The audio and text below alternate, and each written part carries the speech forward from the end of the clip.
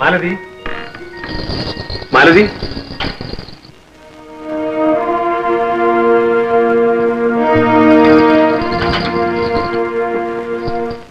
മാലതി. വരൂ ചേട്ടാ. ചേട്ടനെ പോലുള്ളവർ ഇനി ഇവിടെ വരാൻ പാടില്ല.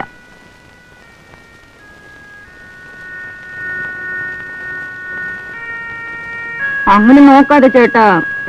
ഞാൻ എന്താ ഉടുതുമില്ലാതിരിക്കുകയാണോ? ചേട്ടനോട് ഞാൻ കാശ് വാങ്ങിക്കില്ല. ഞാൻ ചേട്ടനെ നന്നാക്കാൻ ശ്രമിച്ചു, ചേട്ടൻ എന്നെയും. പക്ഷെ എന്ത് ഫലം? ആഗ്രഹങ്ങൾക്ക് ഉണ്ടല്ലോ ഒരതിര്. ഈശ്വരൻ തലയിൽ എഴുതിപ്പോയില്ലേ. ദൈവത്തിന് പോലും ഇഷ്ടമില്ല. പിന്നെ എങ്ങനെ നടക്കും നമ്മുടെ കല്യാണം? അതല്ലേ തക്ക സമയം നോക്കി നിങ്ങളെ ജയിലിലേക്ക് അയച്ചിട്ട് എന്നെ വീണ്ടും ദൈവമാണോ വീണ്ടും ഇതിലേക്ക് അയച്ചത്? നാണമില്ല ഇങ്ങനെ പറയാൻ. എന്നാൽ നിങ്ങളാണ്. വാങ്ങിയ കടം തിരിച്ചടയ്ക്കാതെയാണ് നിങ്ങൾ ജയിലിലേക്ക് പോയത്. ആ കടം ഞാൻ തിരിച്ചടച്ചു. എങ്ങനെ? വീണ്ടും സമ്പാദിച്ചു എന്ന് പറഞ്ഞ പോരെ? അവന്റെ മുഖത്ത് വലിച്ചെറിഞ്ഞ് ഞാൻ ആ കടം വീട്ടി.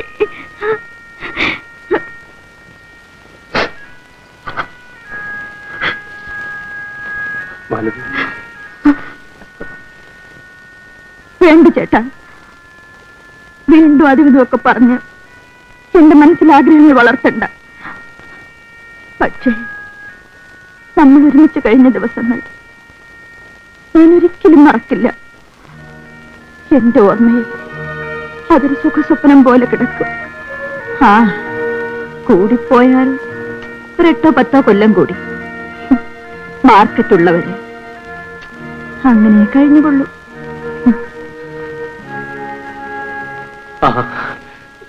നമ്മുടെ കുഞ്ഞെവിടെ? കുഞ്ഞോ? ഗോപിയോട് പോയി ചോദിച്ചു നോക്കൂ. ഗോപിയോടോ? അതെ, ആ ദ്രോഹിയല്ലേ എന്റെ കുഞ്ഞിനെ കൊന്നത്. എന്താ മാലതി പറയുന്നത്? ഗോപി നമ്മുടെ കുഞ്ഞിനെ കൊന്നോ? ഗർഭിണിയായിരുന്ന എന്നെ ചേട്ടന്റെ മുമ്പിൽ വെച്ചല്ലേ ആ ദുഷ്ടം നശിപ്പിച്ചത്. അത് കഴിഞ്ഞ് ചേട്ടൻ ജയിലിൽ പോയി. നമുക്കൊരു കുഞ്ഞ് ജനിച്ചു. പക്ഷേ ജീവനില്ലായിരുന്നു.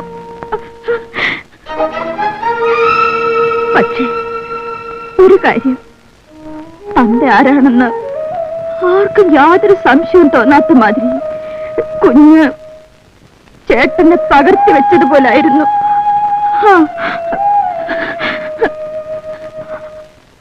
അടുത്ത ജന്മത്തിലെങ്കിലും ദൈവം നമ്മളെ ഒന്ന് ചേർക്കട്ടെ. പക്ഷെ ഗോപിയെ പോലുള്ള ദുഷ്ടന്മാരുള്ളവരെ നമുക്കൊരുമിച്ച് ജീവിക്കാൻ കഴിയില്ല ചേട്ടാ. ഒരുമിച്ച് കഴിയാൻ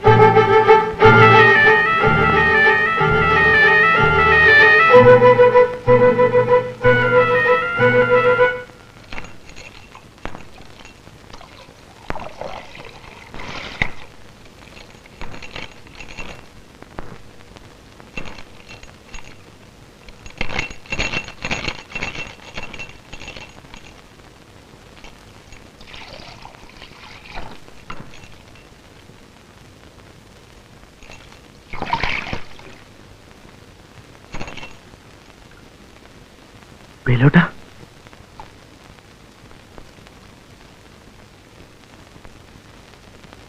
വേലോട്ടിന് എപ്പോ വന്നു?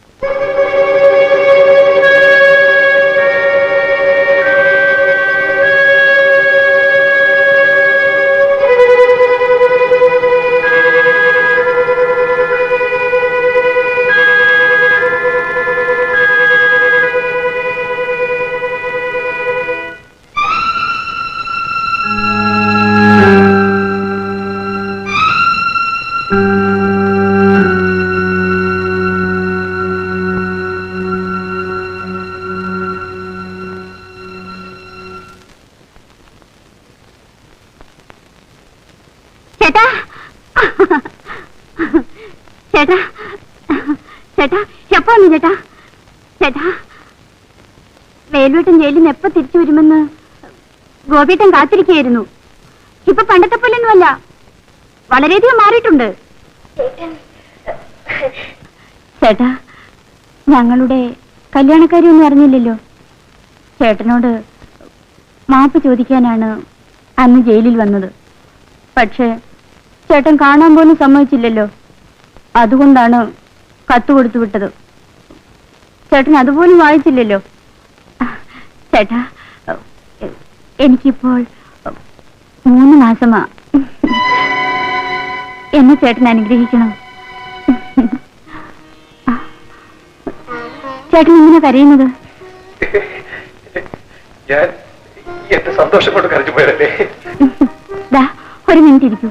ഇപ്പൊ കുളി കഴിഞ്ഞു കാണും. ഞാൻ വിളിച്ചോണ്ട് വരാം.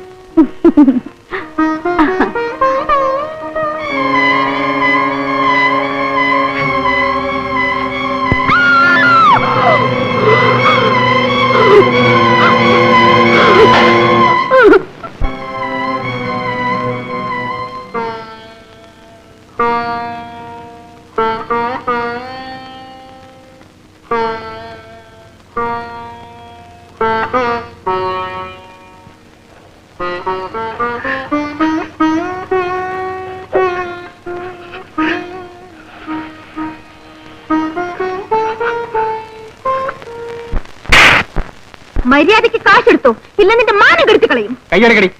ആദ്യം കാശെടുക്കടാ, പിന്നെ കൈയെടുക്കാം. കേട്ടോ സാറന്മാരെ, എന്റെ അടുക്കൽ പല്ലും കാണിച്ചു വന്നിട്ട് എന്നെ പറ്റിച്ച് കാശ് കൊടുക്കാതെ പോകാൻ നോക്കുന്നു. തണ്ടി, എടാ പട്ടി. എന്താടത്? മാറി നിക്ക. എന്താടി ഇവിടെ? അല്ല സാറ് തന്നെ ഒന്ന് ചോദിക്കണം. കാശില്ലെങ്കിലേ മൂടിപ്പാച്ചടന്ന് ഉറങ്ങണം. പെണ്ണു പിടിക്കാൻ നടക്കുന്നു കാശില്ലാതെ. ഇവിടെ പിടിച്ച് വണ്ടി കയറ്റ്. ആ ശരി, കൊണ്ടുപോയി നല്ല 4 ഇടി കൊടുക്കണം സാറേ.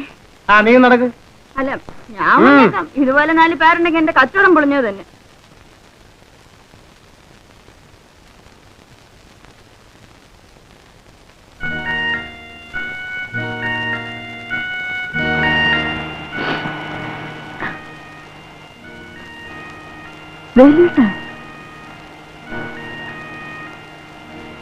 വ്യഭിചാര കുറ്റത്തിന് ആണുങ്ങളെ പിടിക്കാറില്ലല്ലോ.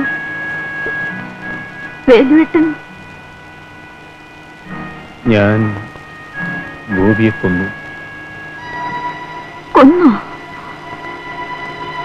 കൊള്ളാം. ഇനിയെങ്കിലും നമുക്കൊരുമിച്ച് ജീവിക്കാമെന്നായിരിക്കും അല്ലേ?